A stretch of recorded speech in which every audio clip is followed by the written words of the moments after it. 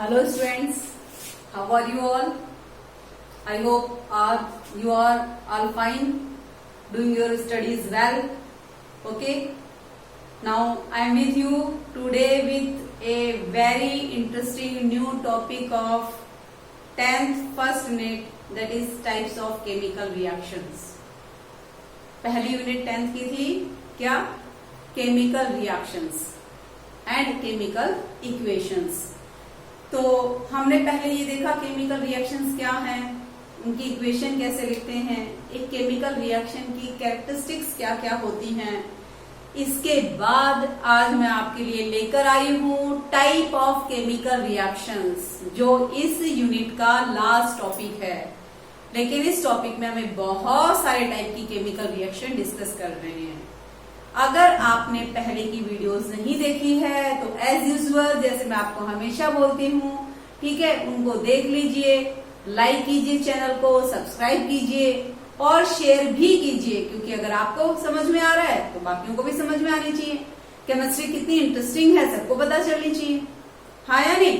तो भाई शेयर कर देना, देखो, ठीक है, क्योंकि हम लोग आपको बहुत मेहनत से पढ़ाते हैं, बहुत टाइम स्पेंड करते हैं, नई नई चीजें आपके लिए लेके आते हैं। तो जब आपको वो चीजें अच्छी लगती हैं तो भाई शेयर और लाइक तो बनता ही है, ठीक है। तो शुरू करें बेटा, for our little champs 10th की पहली unit chemical reactions and chemical equation.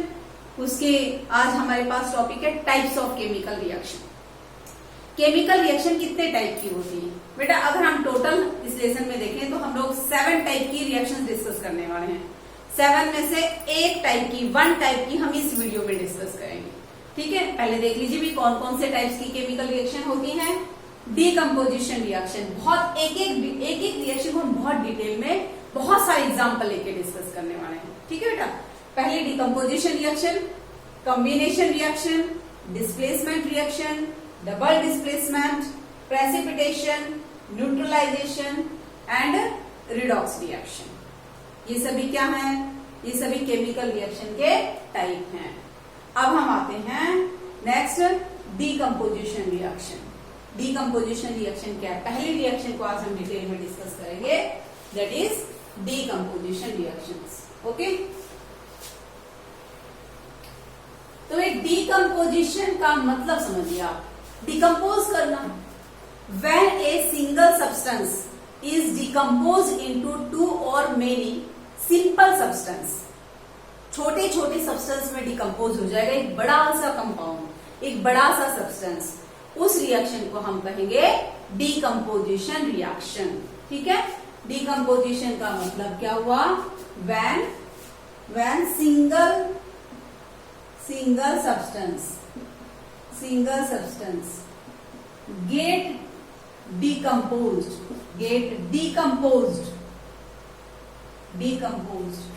into 2 or more small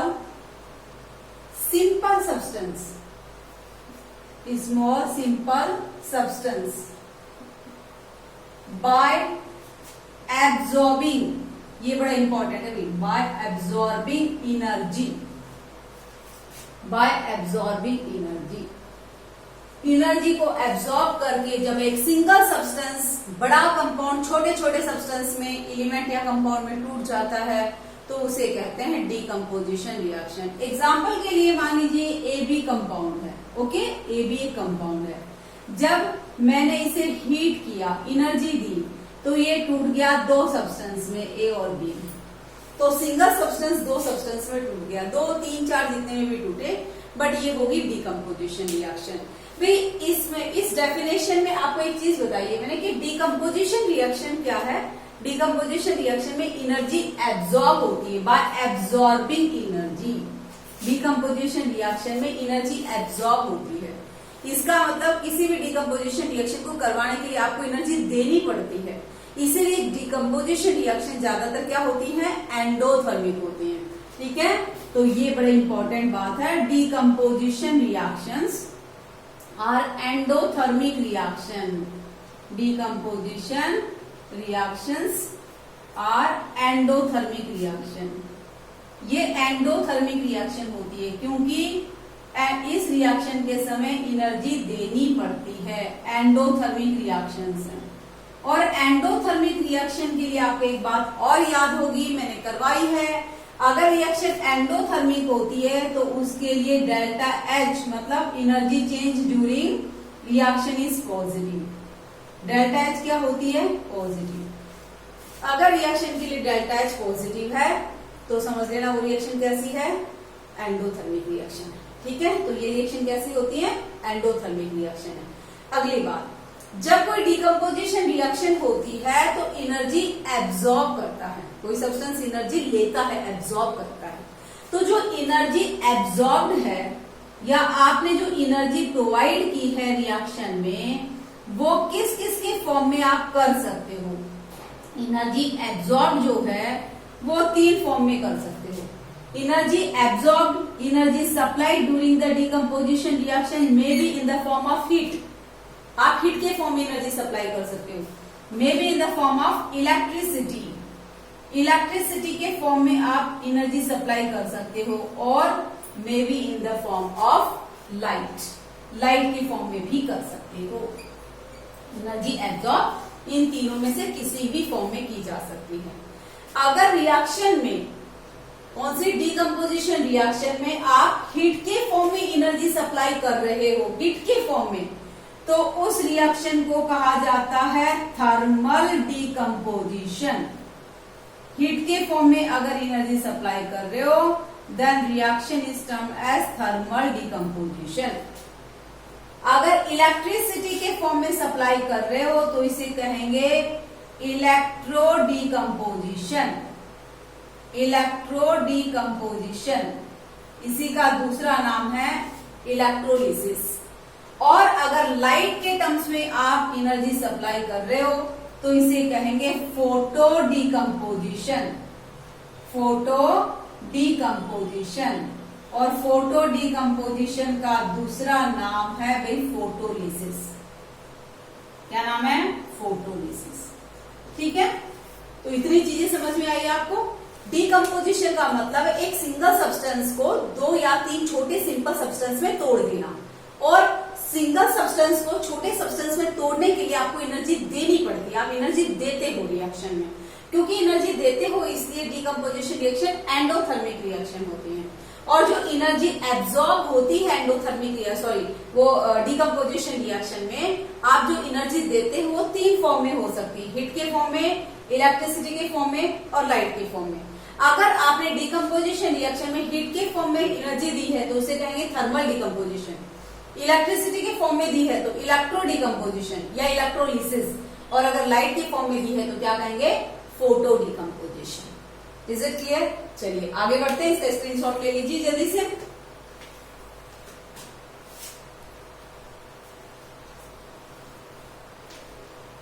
ले लिया?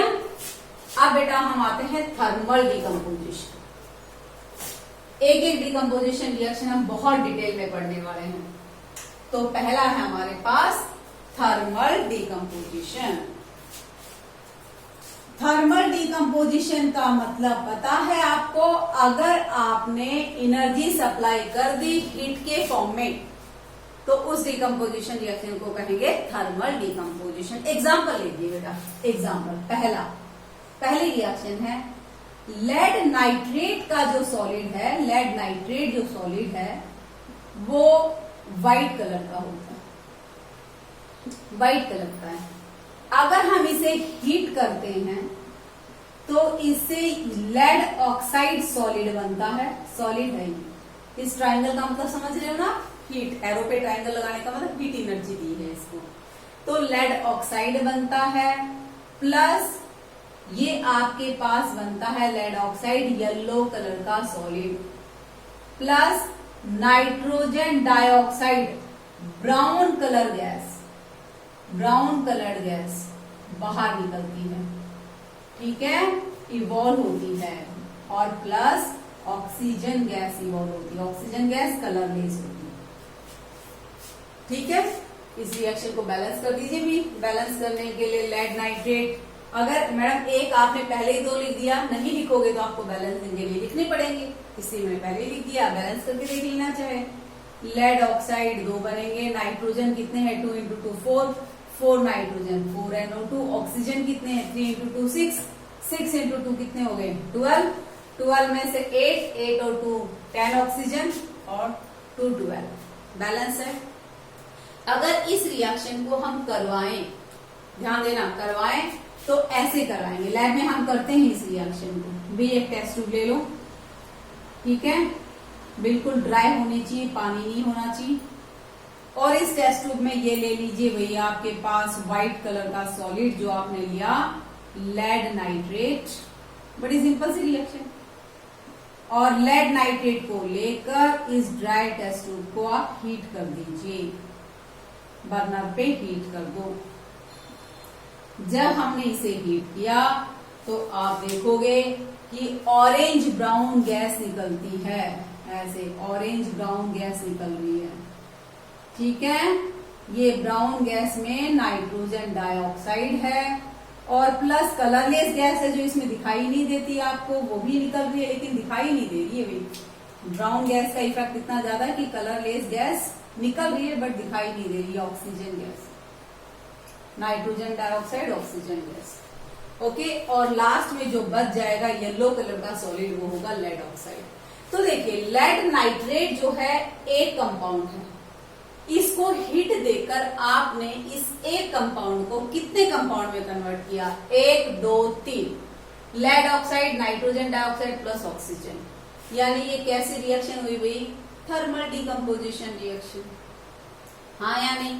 चलिए दूसरी थर्मल डिकम्पोजिशन देखते हैं, बड़ी इजी रिएक्शन है बेटा ये। दूसरी है आपके पास, अगर हमने ले लिया फेरस सल्फेट के क्रिस्टल, फेरस सल्फेट, इस डायग्राम को मैं मिटा देती हूँ, ठीक है, नहीं तो रिएक्शन आएगी नहीं पूरी। समझ में आ गया आपको पहले रिएक्शन? बहुत सारे एग्जांपल लेंगे बेटा हम थर्मल डिकम्पोजिशन के।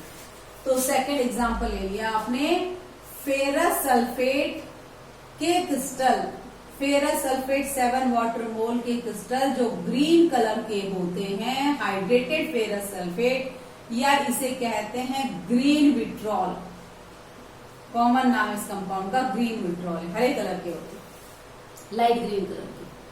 फेरस सल्फेट 7 वाटर मोल सॉलिड है, क्रिस्टलाइन सॉलिड है, भी वाटर मोल ऑफ क्रिस्टलाइजेशन है।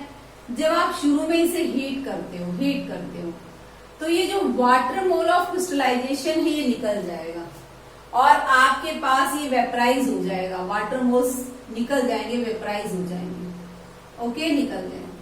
आपके पास बच गया सिर्फ फेरस सल्फेट, अनहाइड्रस, पानी निकलने के बाद क्रिस्टलाइन सॉल्ट में से जो बच जाता है उसे अनहाइड्रस सॉल्ट ही कहा जाता है। तो बच गया अनहाइड्रस फेरस सल्फेट, ये ग्रीन कलर का था और ये आपके पास व्हाइट कलर का है। अब आप क्या कर रहे हो, इस व्हाइट कलर के फेरस सल्फेट को और हीट कर रहे हो, ध्यान से देखिए बेटा, और हीट कर रहे हो। जब व्हाइट कलर के फेरस सल्फेट को हीट करोगे तो देखोगे आपको ब्राउन कलर का सॉलिड मिला है, ब्राउन सॉलिड।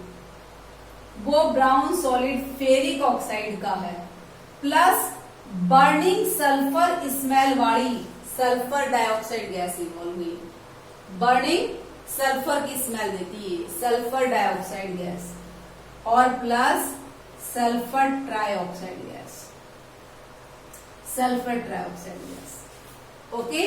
बैलेंस कर सकते हैं आप रिएक्शन को, आयरन 2 है, बैलेंस करने के लिए हमने 2 लगाया, अब ऑक्सीजन हो गए 8, तो 3 5 5 4 3 8, सल्फर तो बैलेंस है ही 2। तो फेरस सल्फेट सॉलिड जो व्हाइट कलर का था उसे हीट करने से ब्राउन कलर का सॉलिड मिला और बर्निंग स्मेल के साथ सल्फर डाइऑक्साइड और सल्फर ट्राइऑक्साइड गैसेस इवॉल्व हुई। सल्फर डाइऑक्साइड की कैरेक्टरिस्टिक है बर्निंग सल्फर की स्मेल होती है। सल्फर डाइऑक्साइड की कैरेक्टरिस्टिक एक और भी है, ध्यान से सुनना, हम कैसे पता करेंगे कि निकलने वाली गैस जो है वो सल्फर डाइऑक्साइड है। अगर सल्फर डाइऑक्साइड को हम एसिडिफाइड पोटेशियम डाइक्रोमेट सॉल्यूशन में से पास करें, ध्यान रखना कैरेक्टरिस्टिक सल्फर डाइऑक्साइड की, अगर सल्फर डाइऑक्साइड को एसिडिफाइड पोटेशियम डाइक्रोमेट के सॉल्यूशन से पास करें, जो कि ऑरेंज कलर का होता है, सल्फर डाइऑक्साइड पास करने से वो ग्रीन कलर का हो जाता है। किस कलर का हो जाता है? ग्रीन कलर का। ये सल्फर डाइऑक्साइड का टेस्ट है। सल्फर डाइऑक्साइड को देखिए किस में से पास किया हमने, एसिडिफाइड पोटेशियम डाइक्रोमेट K2Cr2O7 जो ऑरेंज कलर का होता है। अगर उसमें से सल्फर डाइऑक्साइड गैस पास कर दो तो इस सॉल्यूशन का कलर ग्रीन हो जाता है। क्या हो जाता है? ग्रीन। इससे पता चल जाता है हमें कि जो इवॉल्व हुई है वो गैस कौन सी है? सल्फर डाइऑक्साइड है। तो फेरस सल्फेट डेकाहाइड्रेट, जिसे क्रिस्टलाइन फेरस सल्फेट कहा, ग्रीन विट्रॉल कहा, ठीक है। इसके अंदर कितने हैं? इसके अंदर ये एक कंपाउंड है और इसके कंपाउंड के डीकम्पोजिशन से कितने कंपाउंड बना लिया आपने? 1, 2, 3 और वाटर 4। इसलिए इसे क्या कहेंगे बेटा? डीकम्पोजिशन, क्योंकि हीट दिया आपने डीकम्पोजिशन के लिए, इसलिए इसे कहते हैं हम लोग थर्मल डीकम्पोजिशन। क्या कहते हैं? Thermal decomposition. चलिए और एग्जाम्पल लेते हैं हम लोग थर्मल डीकम्पोजिशन का।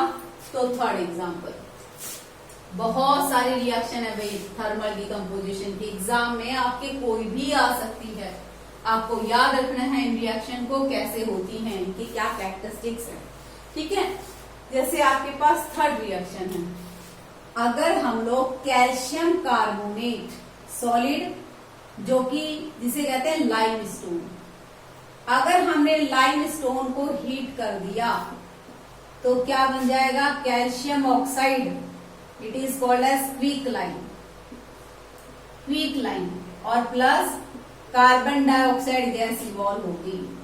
अब ये इवॉल्व होने वाली गैस कार्बन डाइऑक्साइड है, कैसे पता चलेगा? बताइए बता। कार्बन डाइऑक्साइड की क्या कैरेक्टरिस्टिक है? हर गैस की जो इवॉल्व होती है उसको टेस्ट करने के लिए हमारे पास एक रिएक्शन है, एक टेस्ट है, जिससे हम पता कर सकते हैं कि इवॉल्व होने वाली ये गैस है। जैसे हाइड्रोजन गैस मैंने बताया था आपको, बर्निंग कैंडल उसके पास ले जाओगे, it Burns with the pop sound. Oxygen gas के पास ले जाओगे तो बर्निंग कैंडल और तेजी से जलने लगेगी, because oxygen gas help in combustion.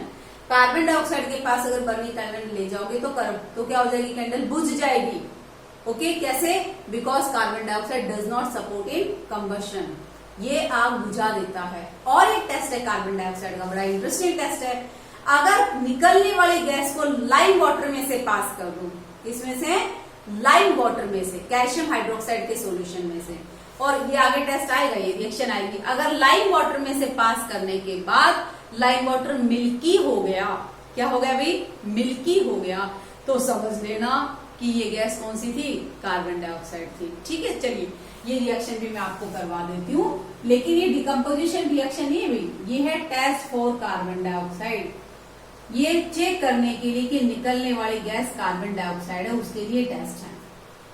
ये कहता है टेस्ट ट्यूब में लाइम वाटर लो, लाइम वाटर मतलब होता है कैल्शियम हाइड्रोक्साइड, और इसमें से कार्बन डाइऑक्साइड गैस पास करूं। अगर कार्बन डाइऑक्साइड गैस पास कर दी तो कैल्शियम कार्बोनेट बनेगा, कैल्शियम कार्बोनेट बनेगा प्लस वाटर। ये फिर कह रही हूं थर्मल डिकम्पोजिशन नहीं है बेटा, ये आपको मैं एक्स्ट्रा बता रही हूं।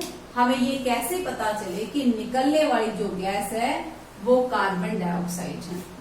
Is it clear? Lime water का मतलब होता है कैल्शियम हाइड्रोक्साइड। देखिए यहाँ 3 वर्ड मैं आपको बता रही हूँ और मेरे ख्याल से आपको तीनों वर्ड समझ में आ जाएंगे। लाइम स्टोन मतलब कैल्शियम कार्बोनेट, क्विक लाइम मतलब कैल्शियम ऑक्साइड, और लाइम वाटर मतलब कैल्शियम हाइड्रोक्साइड। लाइम वाटर जब कॉन्सेंट्रेटेड होता है, पेस्ट के फॉर्म में होता है, तो उसे स्लैग्ड लाइम भी बोलते हैं। स्लैग्ड लाइम कैल्शियम हाइड्रोक्साइड को ही बोलते हैं।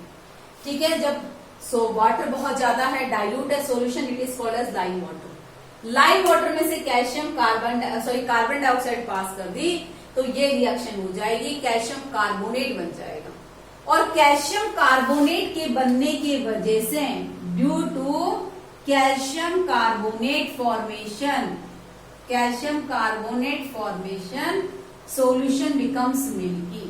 कैल्शियम हाइड्रोक्साइड का सोल्यूशन जो बिल्कुल पानी जैसा था उसमें मिल्कीनेस आ जाता है, solution becomes milky, solution milky हो जाता है। ओके, अगर मिल्कीनेस अपीयर हो गया सॉल्यूशन में तो समझ लेना कैल्शियम कार्बोनेट बना है, यानी इवॉल्व होने वाली गैस कौन सी है, कार्बन डाइऑक्साइड। तो ये आपके पास थर्ड डिकम्पोजिशन थी, थर्मल डिकम्पोजिशन। कैल्शियम कार्बोनेट को हीट करके हम क्या बनाते हैं, calcium oxide plus carbon dioxide. Okay, चलिए और लेते हैं। अगर हम लोग पोटेशियम नाइट्रेट को हीट करते हैं, ठीक है, ये आपके पास है fourth thermal decomposition. Potassium nitrate को हीट करते हैं, तो पोटेशियम नाइट्रेट को हीट करने से सॉलिड है, पोटेशियम हीट ट्राइंगल, मतलब हीट देते हैं, potassium nitrite plus oxygen, oxygen gas निकलती है, कलरलेस गैस निकलती है। ठीक है बेटा, KNO3 KNO2 फॉर्मूला में समझना फर्क है, ये नाइट्रेट आयन है, ये नाइट्रेट है, और ये क्या है, नाइट्राइट है। अगर मैं पूरा लिख दूं, ये है पोटेशियम नाइट्रेट। पोटेशियम नाइट्रेट को हीट करने से बन गया potassium nitrite, NO2 nitrite, potassium nitrite बना है। Is it clear? और ऑक्सीजन गैस इवॉल्व हुई है, तो एक कंपाउंड के डिकम्पोजिशन से दो सिंपल सब्सटेंस बन गए, हो गई डिकम्पोजिशन, हीट देने से भी थर्मल डिकम्पोजिशन। और देखोगे, चलो, potassium chlorate KClO3 solid, it is potassium chlorate, इसका नाम है पोटेशियम क्लोरेट। अगर पोटेशियम क्लोरेट को हम हीट करते हैं मैग्नीज ऑक्साइड कैटलिस्ट के प्रेजेंस में, तो बनता है potassium chloride plus oxygen gas. Balance कर लेंगे हम लोग, potassium chloride plus oxygen gas. तो एक सब्सटेंस के डिकम्पोजिशन से क्या बन गए, दो, इसलिए क्या है ये, थर्मल डिकम्पोजिशन। क्या है बेटा, थर्मल डिकम्पोजिशन। समझ में आ गई? चलिए आगे चलते हैं भाई। नेक्स्ट है आपके पास थर्मल डिकम्पोजिशन के बाद, शायद आपने सारे एग्जाम्पल नोट कर लिए होंगे, मैंने आपको 5 एग्जाम्पल करवाए थर्मल डिकम्पोजिशन के, ठीक है। फोर्थ है, सेकंड टाइप है आपके पास डिकम्पोजिशन का, that is electro decomposition. Electro decomposition का दूसरा नाम है इलेक्ट्रोलिसिस। बहुत इंटरेस्टिंग एग्जाम्पल है इसके, इलेक्ट्रोलिसिस। इलेक्ट्रोलिसिस या इलेक्ट्रो डिकम्पोजिशन का मीनिंग क्या है, decomposition by passage of electricity. Decomposition हो रहा है कंपाउंड का बाय इलेक्ट्रिसिटी, इलेक्ट्रिसिटी पास करके। एनर्जी तो दे रहे हैं हम लोग, लेकिन एनर्जी किसके फॉर्म में दे रहे हैं, इलेक्ट्रिसिटी के फॉर्म में, ठीक है। इस प्रोसेस को जब हम किसी कंपाउंड का डिकम्पोजिशन करते हैं, ठीक है, 2 या 3 सब्सटेंस जितने में भी होता है, और डिकम्पोजिशन हम इलेक्ट्रिसिटी पास करके करते हैं, तो इसका दूसरा नाम है इलेक्ट्रोलिसिस, ठीक है। तो मैं आपको पहला एग्जांपल देती हूँ, इलेक्ट्रोलिसिस ऑफ वाटर। इसमें बहुत सारे क्वेश्चन एग्जाम में आते हैं बेटा। एनोड पर कौन सी गैस इवॉल्व होगी, कैथोड पर कौन सी होगी।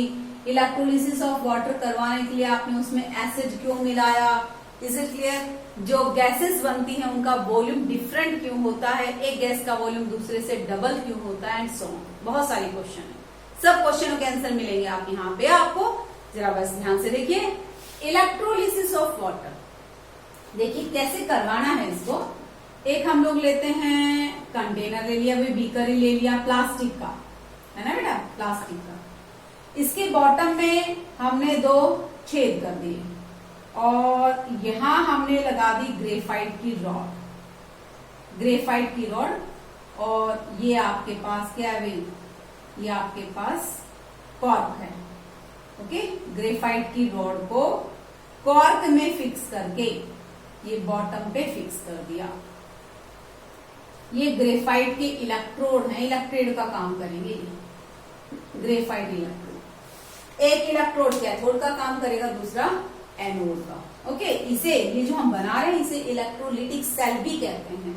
एक कंटेनर, 2 इलेक्ट्रोड, और ये आपके पास हमने बैटरी लगा दी। पानी के इलेक्ट्रोलिसिस के लिए 6 वोल्ट की बैटरी काफी है, ठीक है। ये माइनस, ये प्लस, माइनस जो है बैटरी का, सॉरी इलेक्ट्रोड का बैटरी के माइनस से कनेक्ट है उसे कहते हैं कैथोड, और जो प्लस एंड से कनेक्ट है उसे कहते हैं एनोड।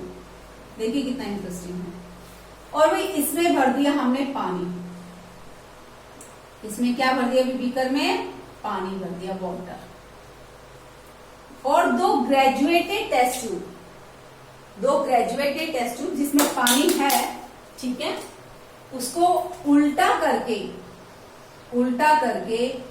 इस तरह से किसके ऊपर लगा दिया, ये आपके पास ग्रेफाइट इलेक्ट्रोड के ऊपर लगा दिया, एक एनोड के ऊपर और एक कैथोड के ऊपर। इसमें भी पानी है, ठीक है, पानी का जो लेवल है इसमें वाटर के, यहां पे जो वाटर का लेवल उससे ज्यादा है, ये देखिए ऐसे, अंडरस्टूड, ऐसे। और अब आप क्या देखोगे, आपने जैसे ही बैटरी में से इलेक्ट्रिसिटी पास करना शुरू की, देखिए क्या होगा। सबसे पहले तो प्योर वाटर जो होता है ना, इलेक्ट्रिसिटी का बैड कंडक्टर होता है, बिल्कुल प्योर वाटर। अगर उस वाटर में मिनरल है ना तो definite that is the good conductor of electricity. But if you are taking distilled water is the bad conductor of electricity. तो उस वाटर को इलेक्ट्रिसिटी का गुड कंडक्टर बनाने के लिए इस वाटर में थोड़े से एसिड के 1-2 ड्रॉप डाल देते हैं, ठीक है।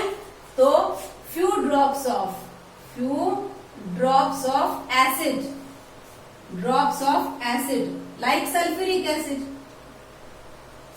acid added, okay, to make water good conductor of electricity, ताकि वाटर इलेक्ट्रिसिटी का गुड कंडक्टर बन जाए। अदरवाइज डिस्टिल्ड वाटर जो होता है इलेक्ट्रिसिटी का बैड कंडक्टर होता है, ठीक है। चलिए अब हम क्या करते हैं बेटा, इसमें से हमने इलेक्ट्रिसिटी पास की, बैटरी से चार्ज पास किया। अब जब हमने बैटरी से चार्ज पास किया तो हम क्या देखेंगे, देखना ध्यान से क्या होगा। जब हमने वाटर में इलेक्ट्रिसिटी पास की तो हम देखेंगे कि यहां पर गैस निकल रही है, दोनों इलेक्ट्रोड पर गैस के बुलबुले निकलते हुए दिखाई देंगे। गैस के बुलबुले निकलते हुए दिखाई देंगे हमें दोनों इलेक्ट्रोड पर, और कैथोड पर हम टेस्ट करते हैं बाद में, तब हमें पता चलता है ये गैस कौन सी है, ठीक है। तो कैथोड पर जो गैस निकली है वो हाइड्रोजन गैस है, और एनोड पर जो गैस इवॉल्व हुई है वो ऑक्सीजन गैस है। और आप देख रहे हो कि हाइड्रोजन गैस का वॉल्यूम जो इवॉल्व हुई है, हाइड्रोजन गैस का वॉल्यूम ऑक्सीजन गैस से डबल है। ये क्वेश्चन भी आया है, कैसे होगा double, is it clear. Hydrogen gas और ऑक्सीजन हमें पता चल जाएगा ना, मैंने आपको बार बार बताया हाइड्रोजन गैस को टेस्ट करने का क्या चेक है, क्या टेस्ट है चेक करने का, बताइए। हम क्या करेंगे, बर्निंग कैंडल लेके जाएंगे, पॉप साउंड आएगी, पॉप साउंड के साथ अगर बर्न कर रही है तो हाइड्रोजन गैस है, अगर कैंडल और जो ज्यादा जलने लग गई इसका मतलब ऑक्सीजन गैस, ठीक है। तो वाटर का जब हमने इलेक्ट्रोलिसिस किया तो हमने देखा कैथोड पर क्या निकला, हाइड्रोजन गैस, और एनोड पर ऑक्सीजन गैस। रिएक्शन को ऐसे लिखोगे, वाटर इलेक्ट्रिसिटी पास की इसमें से तो hydrogen gas plus oxygen gas, 2 gas evolve हुई। बैलेंस करने के लिए हमने यहाँ 2 लगाया, बैलेंस हो गया रिएक्शन। पहले बैलेंस नहीं थी, ऑक्सीजन यहाँ क्या थे 1 और यहाँ कितना था 2, बैलेंस करने के लिए हमने 2 लगा दिए। अब बेटा बैलेंस्ड केमिकल इक्वेशन को ठीक से देखना। बैलेंस्ड केमिकल इक्वेशन मैंने आपको बताया था बहुत सारी इंफॉर्मेशन देता है हमें, जो प्रोडक्ट बनते हैं या रिएक्शन करते हैं उनके अमाउंट को भी बैलेंस्ड केमिकल रिएक्शन बताता है। इस बैलेंस केमिकल इक्वेशन के हिसाब से हाइड्रोजन गैस के 2 मोल बनेंगे तो ऑक्सीजन का क्या बनेगा 1 मोल। ये जो आगे नंबर लिखे हैं स्टिक्योमेट्रिक कोएफिशिएंट, ये गैसेस की मोल्स को बताते हैं, उनकी वॉल्यूम को बताते हैं। Is it clear. Hydrogen gas के 2 मोल ऑक्सीजन गैस का 1 मोल बनेगा। हाइड्रोजन गैस के 2 मोल का वॉल्यूम ऑक्सीजन गैस के 1 मोल से डबल होगा। इसका इसीलिए हाइड्रोजन गैस का वॉल्यूम क्या बनता है डबल, और ऑक्सीजन गैस का उससे हाफ। अगर ऑक्सीजन गैस 5 लीटर बनी है तो हाइड्रोजन गैस कितनी बनेगी 10 लीटर। क्वेश्चन आएगा व्हाई, तो you have to write this balance equation. According to the balanced chemical equation of electrolysis of water, it is shown that hydrogen gas is formed in 2 volume than compared to oxygen gas. यहाँ पर 1 number है, यहाँ पर 2 है स्टिक्योमेट्रिक coefficient, यानी hydrogen gas का जो volume है ऑक्सीजन गैस जो बनी उससे डबल है। ओके बेटा, क्लियर हो गया क्वेश्चन। तो ये था आपके पास इलेक्ट्रोलिसिस ऑफ वाटर। जब भी किसी कंपाउंड के मोल्टन सॉल्यूशन में से, मोल्टन या सॉलिड में से तो पास करेंगे नहीं, क्योंकि ये जो हम सॉल्यूशन ले रहे हैं जिसमें से हम इलेक्ट्रिसिटी पास करवा रहे हैं, जिससे डिकम्पोजिशन हो रहा है, उसे कहते हैं हम इलेक्ट्रोलाइट। क्या कहते हैं? इलेक्ट्रोलाइट। तो इलेक्ट्रोलाइट या तो सॉल्यूशन स्टेट में है या फिर मोल्टन स्टेट में है। तो किसी कंपाउंड के मोल्टन स्टेट में से या उसके सॉल्यूशन में से इलेक्ट्रिसिटी पास करते हैं। इलेक्ट्रिसिटी पास करने पर उसका डिकम्पोजिशन होता है, कुछ प्रोडक्ट कैथोड पर निकलते हैं, कुछ एनोड पर निकलते हैं। इसे कहते हैं electrolysis of water, sorry electrolysis reaction. जैसे हमने पानी का क्या करवाया? इलेक्ट्रोलिसिस। पानी के इलेक्ट्रोलिसिस से हाइड्रोजन गैस बनी और ऑक्सीजन गैस बनी। ठीक है, चलिए कुछ और इलेक्ट्रोलिसिस रिएक्शन हम ले लेते हैं। तो सेकेंड इलेक्ट्रोलिसिस है आपके पास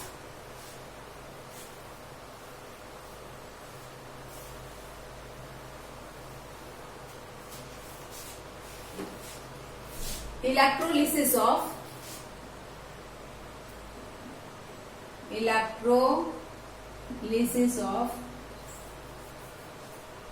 molten sodium chloride. Sodium chloride को मेल्ट कर दिया आपने, पानी नहीं मिला ऐसे, सोडियम क्लोराइड को मेल्ट कर दोगे, फिर इसमें से इलेक्ट्रिसिटी पास करोगे, तो आप देखोगे आपको दो प्रोडक्ट मिलेंगे, सोडियम मेटल और क्लोरीन गैस। बैलेंस करने के लिए 2 से मल्टीप्लाई कर दो। सोडियम मेटल इवॉल्व होगी कैथोड पर, डिपॉजिट होगी, इवॉल्व तो नहीं होगी, सॉलिड है, और क्लोरीन गैस इवॉल्व होगी एनोड पर। सोडियम मेटल बनाने के लिए, सोडियम मेटल का एक्सट्रैक्शन करने के लिए सोडियम क्लोराइड सॉल्यूशन से इस मेथड का यूज करते हैं। इसका मतलब कि इलेक्ट्रो डिकम्पोजिशन रिएक्शन का यूज किसमें किया जाता है? In the extraction of metal. भाई डिकम्पोजिशन रिएक्शन का यूज कहाँ होता है? एक्सट्रैक्शन ऑफ मेटल में होता है। हमारी बॉडी में फूड का डाइजेशन भी एक क्या है? डिकम्पोजिशन रिएक्शन है। तो डिकम्पोजिशन कैसे? जैसे हम लोग फूड खाते हैं किसके फॉर्म में? स्टार्च के फॉर्म में, प्रोटीन के फॉर्म में। ये कॉम्प्लेक्स सब्सटेंस जो है उसका डिकम्पोजिशन होता है हमारी बॉडी में, डाइजेशन होता है। हमारी बॉडी में बहुत सारे बायो कैटलिस्ट हैं जिन्हें हम एंजाइम बोलते हैं, उनसे इनका डिकम्पोजिशन होता है। स्टार्च के डिकम्पोजिशन से सिंपलर सब्सटेंस ग्लूकोज बनते हैं, प्रोटीन के डिकम्पोजिशन से अल्फा अमाइनो एसिड बनते हैं। तो ऐसे नहीं कि डिकम्पोजिशन रिएक्शन हम ऐसे ही पढ़ रहे हैं, उसका कोई यूज नहीं है। सराउंडिंग लाइफ में, हमारी सराउंडिंग में बहुत सारी डिकम्पोजिशन रिएक्शन होती है जिनका हम यूज करते हैं। जैसे मैंने आपको बताया ना कि इलेक्ट्रोलिसिस यानी इलेक्ट्रो डिकम्पोजिशन का यूज हम किस में करते हैं? एक्सट्रैक्शन ऑफ मेटल में करते हैं। सोडियम क्लोराइड से सोडियम बनाने के लिए इसका यूज किया जाता है। तो आप कहोगे in extraction of metal, in extraction of metals, okay, electrolysis is used, electrolysis is used, electrolysis process का यूज किया जाता है। और ले लेते हैं एक electrolysis reaction, electrolysis of alumina. Alumina के इलेक्ट्रोलिसिस से हम एल्यूमिनियम बनाते हैं। अगर एल्यूमिना को मेल्ट करके हम इलेक्ट्रिसिटी पास कर दें, क्या पास कर दें? इलेक्ट्रिसिटी पास कर दें, तो बन जाती है एल्यूमिनियम और ऑक्सीजन गैस। एल्यूमिनियम मेटल बनती है कैथोड पर और ऑक्सीजन गैस कहाँ इवॉल्व होती है? एनोड पर। ठीक है भाई, बैलेंस कर देंगे हम लोग, ये एल्यूमिनियम और ये ऑक्सीजन गैस। ठीक है, तो ये होगी आपके पास डिकम्पोजिशन बाय इलेक्ट्रिसिटी। इतना भी समझ में आ गया हम डिकम्पोजिशन रिएक्शन डेली लाइफ में हमारे कहाँ यूज हो रही है। भाई डाइजेशन ऑफ फूड भी एक डिकम्पोजिशन रिएक्शन ही है, एक्सट्रैक्शन ऑफ मेटल्स बहुत सारी डिकम्पोजिशन रिएक्शंस हैं। ठीक है, चलो और लेते हैं हम लोग example, that is photo decomposition. Third decomposition कौन सी है? Photo decomposition.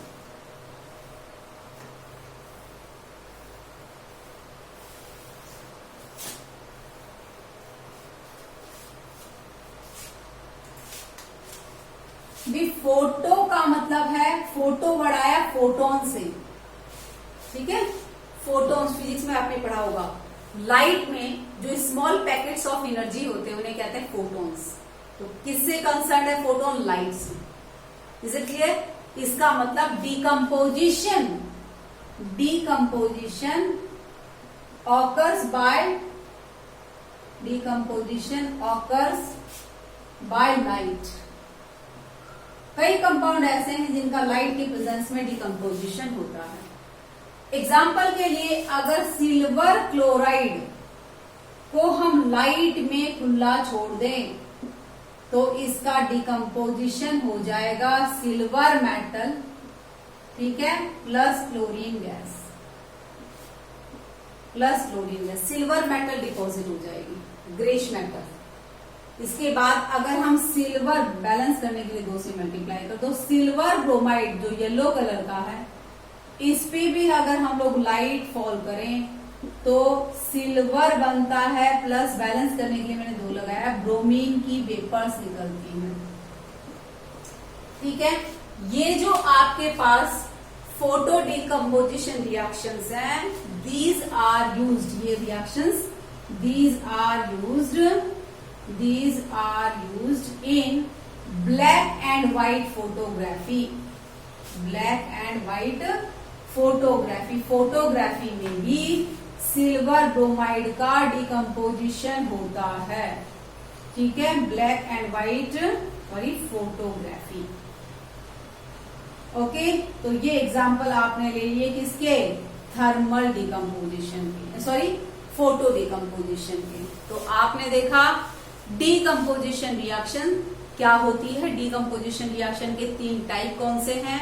That is thermal decomposition, second आपने देखा इलेक्ट्रो डिकम्पोजिशन, और फिर आपने देखा फोटो डिकम्पोजिशन। आई होप आपको क्लियर हो गया होगा, आपको समझ में आई होगी डिकम्पोजिशन रिएक्शन। अब अगले हमारे वीडियो में हम डिस्कस करेंगे और जो डिफरेंट टाइप ऑफ रिएक्शन है, that is combination reaction and displacement reaction. अगर इसमें कुछ प्रॉब्लम हो, कुछ डाउट हो तो आप जरूर बताना कमेंट बॉक्स में लिखे, और अगर आपको समझ में आया हो तो भी बताना कि ये टॉपिक आपका बहुत अच्छे से क्लियर हो गया हो। Is it clear? अगर आपकी कोई क्वेरी हो इस क्वेश्चन इनसे रिलेटेड जो मैंने आपको पढ़ाया तो भी आप कमेंट बॉक्स में लिख सकते हो। I will try to solve that in our next video. Okay, all the best. और आपको क्या करना है, आपको अच्छे से पता है, वीडियो को शेयर करना, लाइक करना है, और भाई और खुद तो चैनल सब्सक्राइब करना ही है। Okay students, good bye.